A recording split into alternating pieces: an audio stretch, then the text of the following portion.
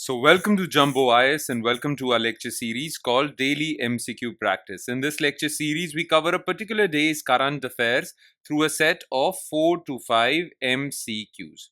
The idea behind this lecture series is twofold.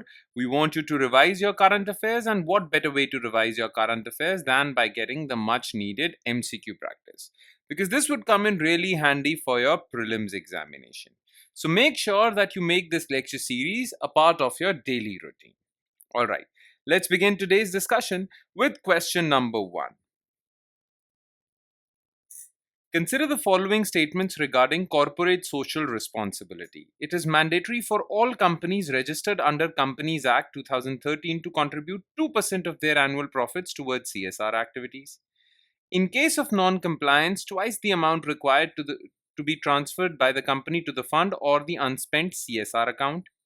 CSR activities must be aligned with subjects in Schedule 7 of the Companies Act 2013. Okay. So, Companies Act 2013 says that all the eligible companies, remember, eligible companies are required to contribute 2% of their annual profits, okay, to Corporate Social Responsibility Fund. Money from this fund will be used for maybe education, poverty reduction, social projects, okay. Now, this mandatory thing is for eligible companies. That means companies who are big.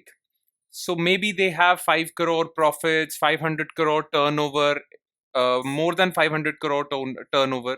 So government has written some qualifications. Only companies which cross that threshold are required to contribute towards, well, CSR. Small companies are not.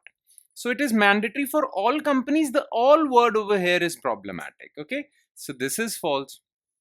If eligible companies are unable to comply with this, well, twice the amount required to be transferred by the company to the fund will be charged as penalty. So this part is correct. Now, what are CSR activities? Well, a list of activities have been listed in Schedule 7 of the Companies Act, which basically are those activities which would be considered CSR activities. So these corporates can spend in any of these projects. Okay. So zero hunger, poverty reduction, all these are mentioned in Schedule 7. So this is correct. Only to B. Okay. Question number 2. Consider the following statements regarding United Nations Oceans Conference. It is a high-level meeting focused on accelerating action and mobilizing stakeholders to conserve and sustainably use the ocean. The third UN Ocean Conference shall be hosted by France and Costa Rica in Nice, France. The first UN Ocean Conference was hosted by Sweden and Fiji in New York 2017. It aims to fulfill targets under Sustainable Development Goals 14. Okay. Now, the thing is that the third UN Conference on Ocean or UN Ocean Conference shall be conducted in the month of June this year in Nice, France. Okay. Now, this conference is hosted by France and Costa Rica. So, this is correct. The first United Nations Ocean Conference was conducted in New York City in 2017 and it was co-hosted by Sweden and Fiji. So this part is also correct. Now, United Nations Ocean Conference is basically a conference in which different stakeholders, different heads of the government, different government representatives, they come together and decide on matters with respect to conservation of marine biodiversity. Okay, how to conserve the oceans. So first statement is also correct. Now, conserving the oceans is part of Sustainable Development Goals, particularly Sustainable Development Goal number 14. So this is also correct. All statements are correct. The answer to this question is D. Question 13. Which of the following are correct regarding BBNJ agreement under UN clause? It seeks to regulate high seas for conservation and sustainable use of marine biodiversity. This agreement entered into force after the ratification of 60 state parties at the second UN Oceans Conference. The high seas constitute 60% of the oceans and are currently not governed by international law. Okay. Now look, BBNJ agreement is an agreement under UN clause and it basically creates a legal framework for conserving marine biodiversity in international waters. International waters are those waters which are those parts of the oceans which are not under the control of any particular country. It is also known as high seas. And that is why BBNJ agreement is known as the High Seas Agreement. So it regulates high seas for conservation and sustainable use of marine biodiversity. Absolutely correct. Now, this agreement has not entered into force. The thing is, it is said that this agreement will enter into force 120 days after at least 60 countries ratify it.